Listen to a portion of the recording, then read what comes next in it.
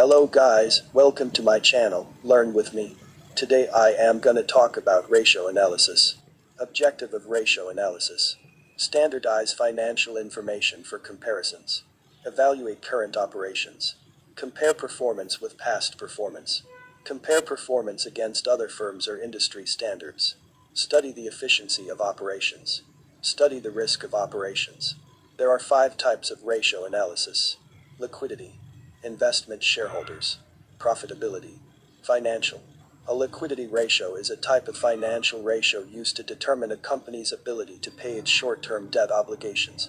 The metric helps determine if a company can use its current or liquid assets to cover its current liabilities. Quick ratio equals cash plus accounts receivables plus marketable securities, current liabilities. The quick ratio is a stricter test of liquidity than the current ratio. Both are similar in the sense that current assets is the numerator, and current liabilities is the denominator. Current ratio equals current assets, current liabilities. The current ratio is the simplest liquidity ratio to calculate and interpret. Anyone can easily find the current assets and current liabilities line items on a company's balance sheet. Divide current assets by current liabilities, and you will arrive at the current ratio. Shareholder, also referred to as a stockholder, is a person, company, or institution that owns at least one share of a company's stock, known as equity. The shareholder equity ratio indicates how much of a company's assets have been generated by issuing equity shares, rather than by taking on debt. The lower the ratio result, the more debt a company has used to pay for its assets. It also shows how much shareholders might receive in the event that the company is forced into liquidation. Gearing ratios are financial ratios that compare some form of owner's equity, or capital, to debt, or funds borrowed by the company. Gearing is a measurement of the entity's financial leverage, which demonstrates the degree to which a firm's activities are funded by shareholders' funds versus creditors' funds. A higher gearing ratio indicates that a company has a higher degree of financial leverage, and is more susceptible to downturns in the economy and the business cycle. This is because companies that have higher leverage have higher amounts of debt compared to shareholders' equity. Entities with a high gearing ratio have higher amounts of debt to service, while companies with lower gearing ratio calculations have more equity to rely on for financing. Profitability ratios assess a company's ability to earn profits from its sales or operations, balance sheet assets, or shareholders' equity. Profitability ratios indicate how efficiently a company generates profit and value for shareholders. Gross profit ratio formula.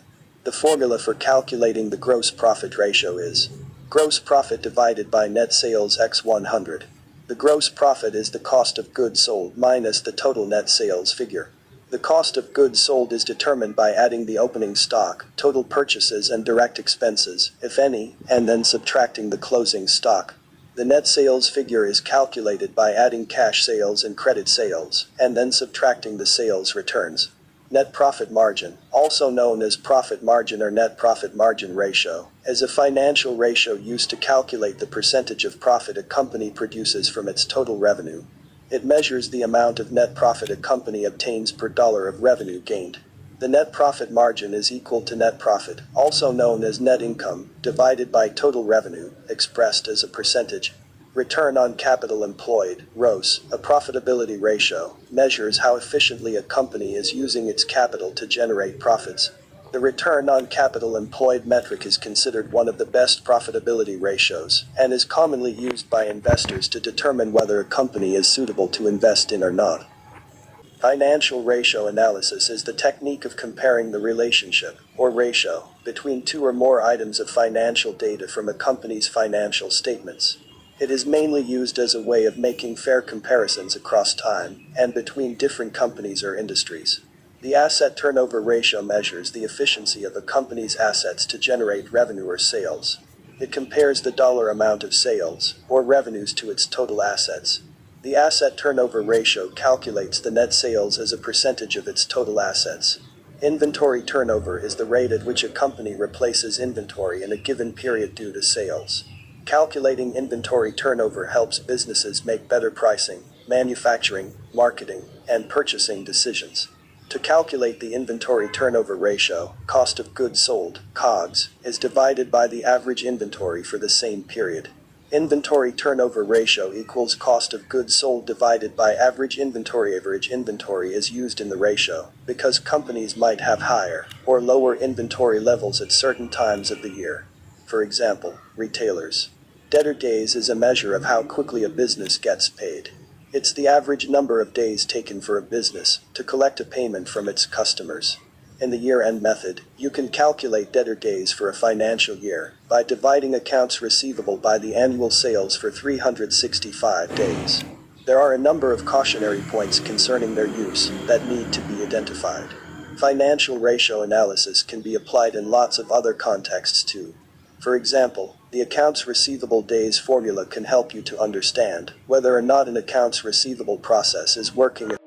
Shine bright up all night, we're never slowing down. Fall in love, drunk mistakes, we're bound to hit the ground. Gotta keep this feeling, keep on breathing, even if we're slipping away. So I close my eyes and lose myself now, do it like it's only today. We got a party for a lifetime, no we ain't stopping for the sunrise, and we don't care about the bad nights. If for a second I can feel like this, make me feel like this.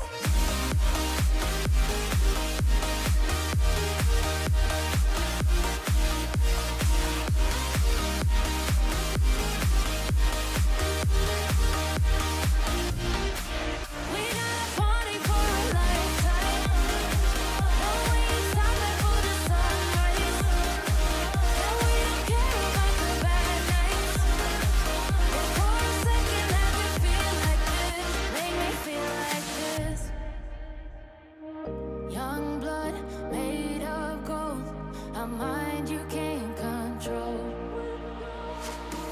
Running wild, can't come down, my head is in the clouds. Gotta keep this feeling, keep on breathing, even if we're slipping away. So I close my eyes and lose myself now, do it like it's only today. We got a party for a lifetime. Limitations of ratio analysis. First is limited use of single ratio. A single ratio cannot convey any meaning at all. Hence, some more ratios are calculated to know something from a single ratio. Sometimes, the calculation of many ratios lead to confusion instead of helping the analyst to make meaningful conclusion. Second is no interfirm comparison. If the business concerns are not similar in size and nature, there is no possibility of interfirm comparison through ratio analysis.